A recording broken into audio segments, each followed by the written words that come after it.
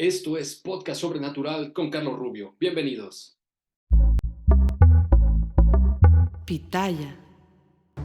¿Qué tal, amigos? Es un gusto saludarlos nuevamente. Yo soy Carlos Rubio y en esta ocasión me encuentro con el ingeniero Héctor David Arciniega Cruz. Él es ingeniero en electrónica y computación, conferencista, editor y actualmente es secretario general del Centro Mexicano de Sindonología, de un grupo interdisciplinario de expertos, de profesionistas que se han dedicado las últimas 4 décadas a analizar y a estudiar los pormenores de la Sábana Santa, de esta pieza arqueológica que se considera como una verdadera reliquia de la pasión de Jesucristo y que, bueno, pues el día de hoy nos va a estar platicando los pormenores y los detalles justamente de esta pieza tan interesante que ha despertado mucha polémica en las últimas décadas, sobre todo de los años 80 para acá, con los análisis científicos que se le han estado realizando, y que, bueno, por otro lado, tenemos la certeza de que la ciencia no ha podido realmente explicar qué es lo que está sucediendo con esta llamada Sábana Santa. Mi estimado Héctor, es un gusto saludarte. Muchas gracias por acompañarnos. ¿Qué tal, Carlos? Muy buenas tardes. Gracias por esta invitación. Queremos estar seguros de que esta sea también una forma de poner sobre la mesa lo que se sabe, lo que está pendiente, pero sobre todo para que sigamos descubriendo lo interesante que es esta pieza y lo apasionante que es su estudio. Excelente. Pues, mi estimado Héctor, ¿qué tal si empezamos? Porque me platiques un poquito de qué es lo que podemos ver o qué es lo que los científicos han logrado ver en esa tela, por qué es que ha causado tal conmoción en el mundo científico, por qué algunos creyentes creen que es la tela con que fue cubierto Jesucristo, otros dicen que es medieval, en fin. Pero en general, ¿qué es lo que podemos ver en esa tela? Sí, muy bien preguntado, porque es cierto, o sea, la sábana santa podría pasar como cualquier lienzo que se dice que perteneció a Jesucristo, o sea, hay muchas reliquias en Europa principalmente que se dice a través de la tradición, que se cuenta que estuvieron en contacto con Jesucristo. Hay clavos, hay restos de la cruz, hay incluso una como camisola que se presume que fue de él. En fin, la cuestión de las reliquias proliferaron en la Edad Media, ciertamente, pero no por una cuestión comercial como muchos quieren hacerlo, sino sobre todo por una cuestión de fe. Y en ese sentido, entonces, la sábana santa, por tradición, se decía que era el lienzo que estuvo sobre el cuerpo de Cristo el momento de estar en el sepulcro y, por lo tanto, en su resurrección. Pero sin llegar al tema de la parte de fe, simplemente lo que vemos como realidad, como hecho, es que es una tela bastante larga y angosta, mide en números redondos 4.4 metros por 1.10, suficientemente larga para que quepa en ella la doble imagen de un cuerpo anatómicamente correcto, del cuerpo de un hombre que está unido por la cabeza. Si cualquier persona puede ver la imagen, lo primero que llama atención es unas líneas paralelas en forma recta, muy oscuras porque pertenecen a las heridas, llamémosle así, las quemaduras que sufrió en un incendio en el año de 1532. O sea, esas líneas enmarcan una figura, hasta podríamos decirlo, fantasmal, por lo tenue que está en el color, pero aparte de esas dos, que es la imagen, que es la que nos llama más la atención, y las quemaduras, también hay manchas de agua cuando se trató de apagar ese incendio, cuando se apagó el incendio y la reliquia recibió el agua en la camarilla en donde estaba guardada, y sobre todo y lo que pertenece y lo que sigue dándole materia de estudio a los científicos es las manchas de sangre. Sangre que corroboran, digamos, todos y cada uno de los relatos del Evangelio, de las heridas que debió sufrir Jesucristo. No hay una de más, no hay una que falte, o sea, trae incluso una pátina de sangre como la que habría sufrido en el huerto de Getsemaní, lo que se llama la hematoidrosis, pero sobre todo las más visibles son las manchas de golpes que corresponden a los flagrums romanos del siglo I y que están cubriendo toda la parte del cuerpo, todo el cuerpo, sobre todo en la parte de la espalda, donde son más visibles, la espalda, la región glútea, hasta las pantorrillas se nota los flagelos. En la nuca se ven incluso las huellas y los reguerillos de sangre que corresponden a un casquete de espinas, una corona de espinas que le cubría toda la parte del cráneo. Y en el rostro están correctamente reguerillos de sangre en los lugares en donde se esperaría, o mejor dicho, donde se ha descubierto que son las arterias y las venas del cráneo. Se nota un poco más hinchado el lado derecho de su rostro, quiere decir que tiene el tabique un poquito desviado, lo que corresponde con el golpe que el Evangelio dice que recibió y que le pudo haber desviado un poco la nariz, y sobre todo las huellas de los clavos que aparecen curiosamente o notoriamente a la altura de las muñecas, en los brazos, y la huella del clavo, un solo clavo, en los pies. El pie derecho está bien plantado en la tela y el pie izquierdo se ve solamente la parte del talón porque se entiende, y eso evidencia, que estuvo sobre el pie derecho y los dos con un solo clavo. Y por último, la lanzada que nos narra el Evangelio de San Juan está en el costado derecho, entre el quinto y sexto costilla, en el quinto espacio intercostal, y que corresponde por la abertura al tamaño real que en excavaciones se ha encontrado, que eran las puntas de lanza del ejército romano. Así es que todas y cada una de las heridas que el Evangelio narra sobre Jesucristo, el Jesucristo histórico, están plasmadas en la sábana santa. Entonces, a ver, quiero entender, estimado doctor, que lo que estamos viendo en esta pantalla, para los amigos que nos están escuchando nada más, pueden verse claramente como que varios triángulos a lo largo de la tela, como bien nos decías, como cuando uno acerca el encendedor o una vela a una hoja de papel y se empieza a quemar las orillitas como de forma pues, bastante irregular. Así hay varios triángulos repartidos en toda la tela. Estos triángulos me dices que es porque estuvo expuesta a un incendio. Es correcto.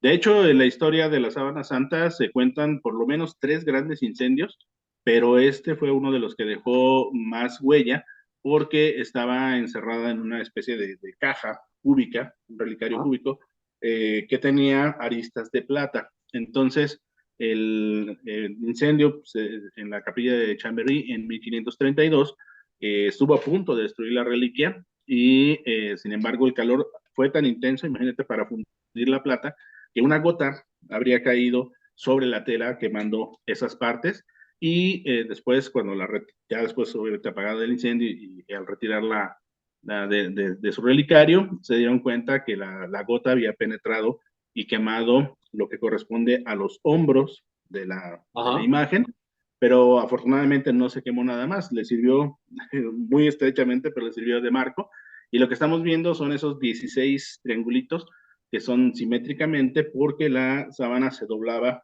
sobre sí misma, plegada en 48 pliegues. Entonces, con la quemazón de una esquinita, se hicieron esos triángulos simétricos. Haz de cuenta como el papel picado que hacemos en tiempo de muertos, ¿no? Ahora, ¿por qué vemos un lado a una figura de una persona que presumiblemente sería Cristo de frente y por qué del otro lado lo vemos de espaldas?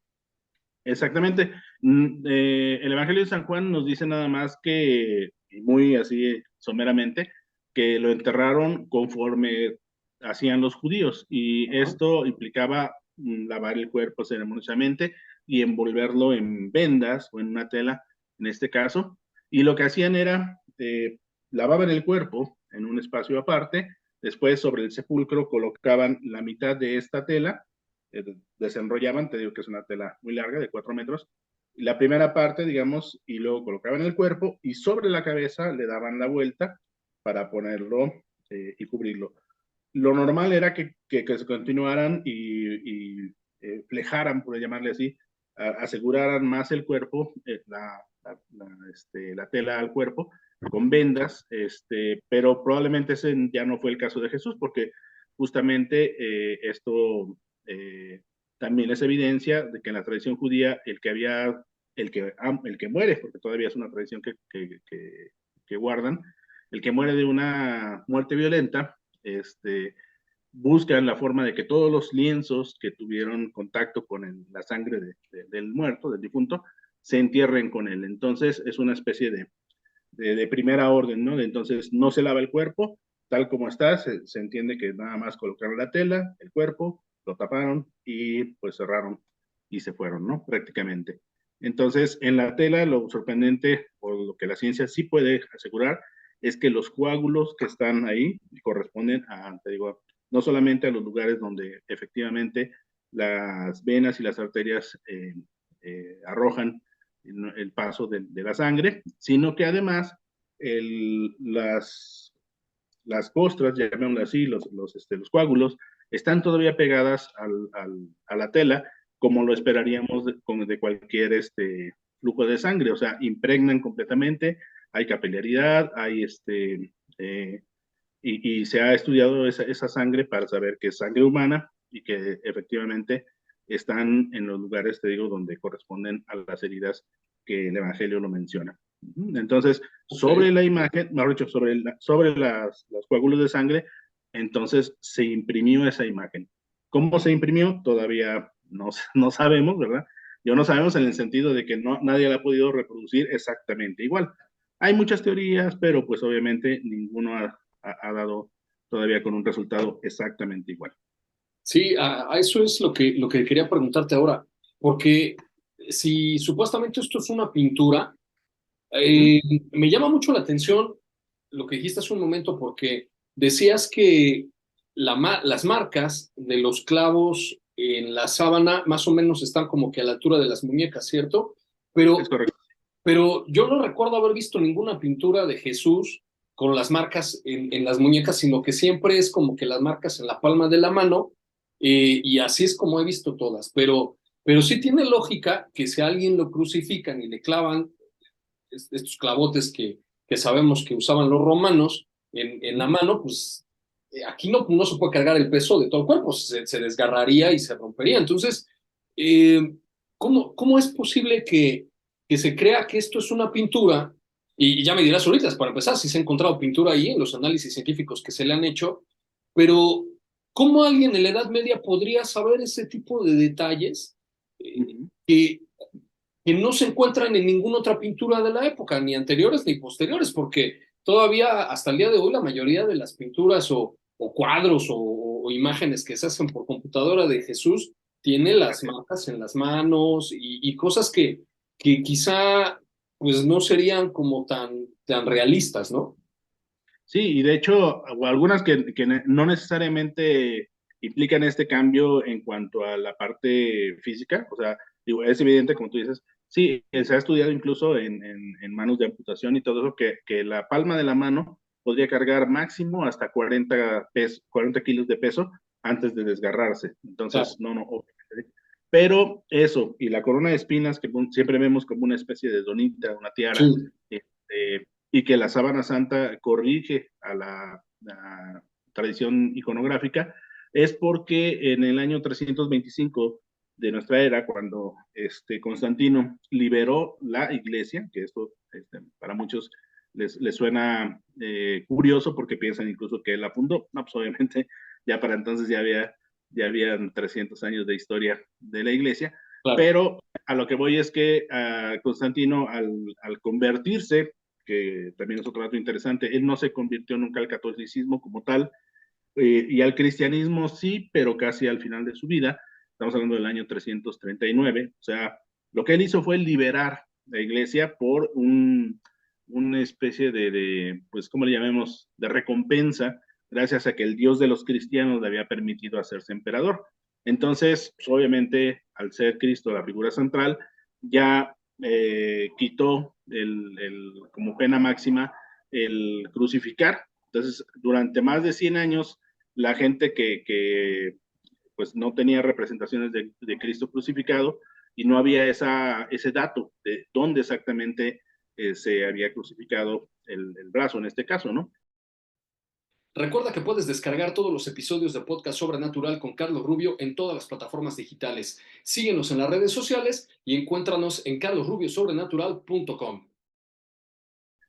Otra confusión es porque en el Evangelio, cuando le preguntan a Jesús de que por qué sus discípulos no se lavan las manos antes de comer, hay que recordar que para el judío la mano es desde la punta de los dedos hasta el codo. Esas eran las abluciones que hacía el judío para purificarse antes de tomar los alimentos, ¿no? Entonces, a eso se refiere el Evangelio y por lo cual entonces queda muy inexacto, pero queda correcto. O sea, cuando dice mis manos y mis pies han traspasado, pues también se refiere a la parte de la muñeca. ¿Por qué es ahí? Curiosamente, la sábana santa fue la que nos dio la pista y porque este espacio que le llaman el espacio libre de Stott, o sea, donde los dos huesos del brazo se convierten en los cinco dedos, entonces se forma una especie de embudo natural y un clavo, un fierro atravesando aquí, forma un anclaje que puede aguantar más de 80, más de 90, 95 kilos de tracción sin que se caiga, ¿no? Entonces, curiosamente, la sábana santa es la que nos ha arrojado luz sobre la forma de la crucifixión de los primeros siglos. Ok, pero entonces, Héctor, ¿está pintado? Ahí hay una figura humana pintada, o a alguien se le ocurrió. Ya después platicaremos sobre el tema de la Edad Media y por qué mucha gente cree que es de esa época, pero quiero saber si con los análisis que se le han hecho por microscopio, etcétera, se ha encontrado pintura. Si a alguien, es decir, alguien se le ocurrió pintarla como para hacer alguna broma Yo, yo te diría que si alguien hubiera apostado, sobre todo estamos hablando, fíjate, el Renacimiento se caracterizó por volverle a dar esa presencia, digamos, a la naturaleza, ¿no? Se pintaban bodegones y cosas, y retratos muy, muy fieles. Entonces, como retrato de Jesús, no hubiera pasado en la Edad Media. Hasta el rostro que Leonardo da Vinci, por ejemplo, al que luego le atribuyen por su genialidad en otras ramas del saber, le atribuyen que él pudo haber hecho la sábana santa. Él mismo que pintó un rostro de Jesús mucho más lisito, más idílico, llamémosle, pues no se hubiera atrevido a hacer esta pintura tan fantasmagórica, tan falta de detalle, claro. y decir que era el rostro de Jesús, ¿no? Ahora, como bien dices, sí se le han hecho, es la reliquia más estudiada de toda la cristiandad, porque desde el año 1898, la primera sorpresa que se llevaron al sacarle una fotografía, estaba empezando la fotografía, y en el negativo fotográfico de esta, que era una imagen paliducha de un rostro, de un cuerpo muy difuminado, cualquiera que vea la imagen y que pueda contrastarla, digamos, con el negativo fotográfico, podrá ver que en la imagen que se ve en la sábana santa, en un color sepia muy, muy tenue, hay muy pocos detalles, pero en el negativo fotográfico se ve incluso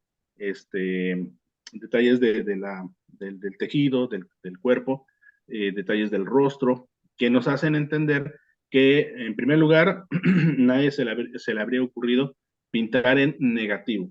O sea, no es un negativo fotográfico en cuanto a que no tiene baños de ninguna emulsión fotosensible, no hay huellas de ninguna preparación, ni para recibir la posibilidad de ser un negativo fotográfico, menos tampoco para preparar una pintura, porque sigue siendo una tela, es una tela de lino.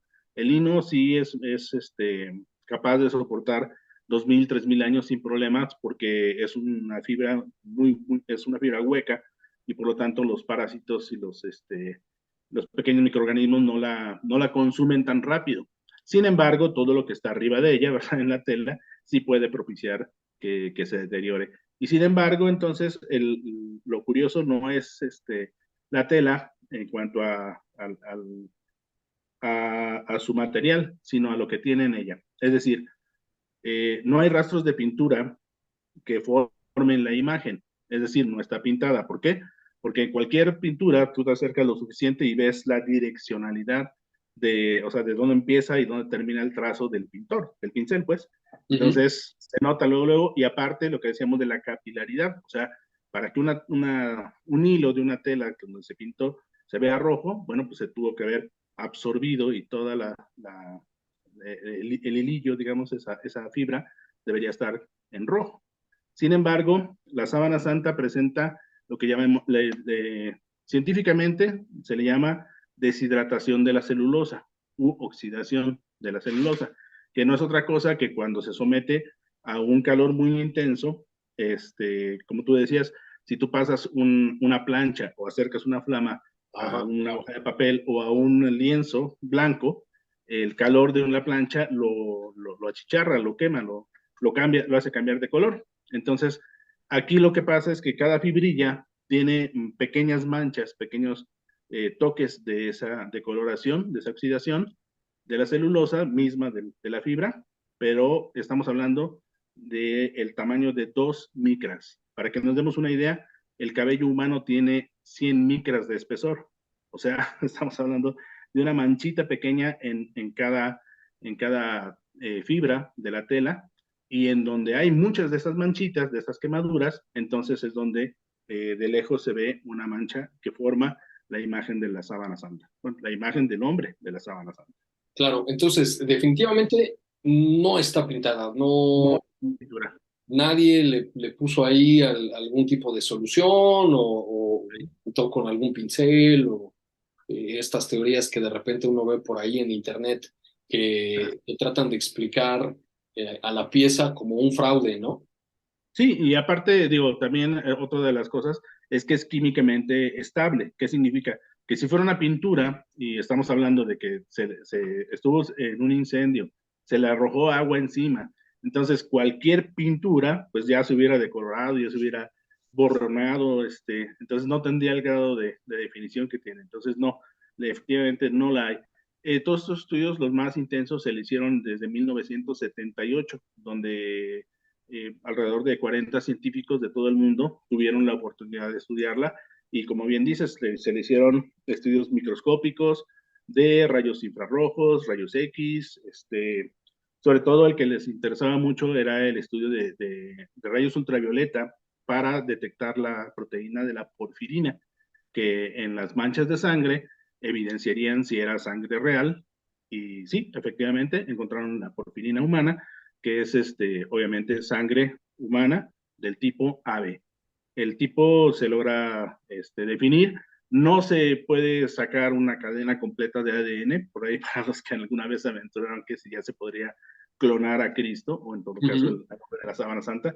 No se llega tanto, es más, ni siquiera el factor RH se puede distinguir por lo deteriorado de las muestras, digámoslo, pero incluso hubo gente que dudaba que fuera real, porque la tela, nos dicen, pues los que la han visto de más cerca, las manchas de sangre se ven muy recientes, o sea, se ven de un rojo óxido relativamente reciente, ¿no? Como no digo sangre fresca, pero sí se puede distinguir la que es sangre viva y sangre muerta. ¿Qué significa? Que tiene sangre de heridas que se formaron cuando la persona estaba viva, y sangre de la que ya no tiene prácticamente nada de oxígeno, que demuestra que es un hombre que recibió el castigo de la asfixia, lo que se daba en la crucifixión, y sobre todo también que, que esa sangre, te digo, salió cuando el cuerpo ya estaba muerto. Específicamente la del costado, y la de un cinturón sanguíneo que se le forma en la parte del centro de la imagen, que pudo haber sido que se fue derramando conforme lo llevaron a la tumba, ¿no?